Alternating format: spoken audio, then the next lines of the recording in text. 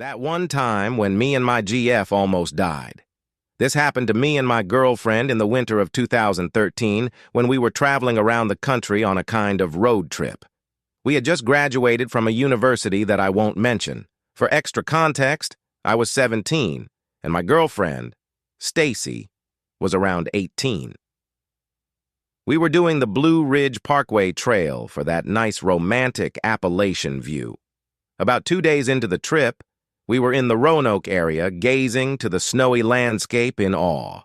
It was a sunny day, with no snowfall expected until nighttime, so we saw no need to stop until then.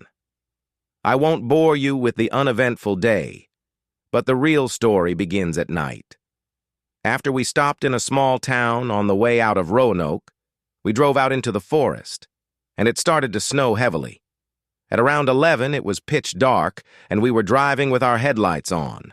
The snow was so bad that the beam lights were just snow. We were approaching a sharp bend in the road, and I slowed down.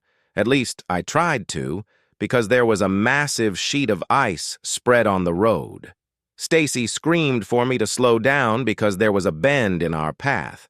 In the moment, I had zero clue on why my car wasn't stopping or slowing down. Bracing ourselves, we fell into a ditch and lay there breathing, shocked. Our car was severely damaged and all of our lights were gone. To add insult to injury, we began to hear voices and footsteps in the night. My heart sank, and I whispered to Stacy to get down and keep quiet in the car. I listened closely and heard what sounded like at least 3 middle-aged guys talking loudly to themselves. What disturbed me the most was what they actually said.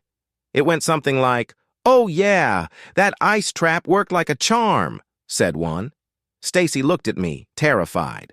Another man replied before I could have a chance to comfort her. "Can we just kill them and take their shit?"